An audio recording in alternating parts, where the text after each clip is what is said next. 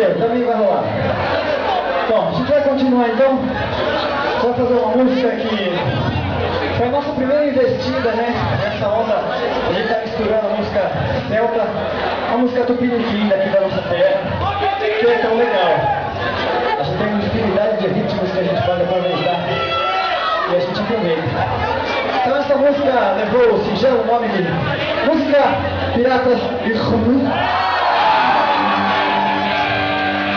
E fala a respeito de música Piratas de Rum. Afinal de contas, é uma música feita para música Piratas de... Tá vendo? Vamos lá então, música Piratas de Rum, bem-vindos ao meu navio.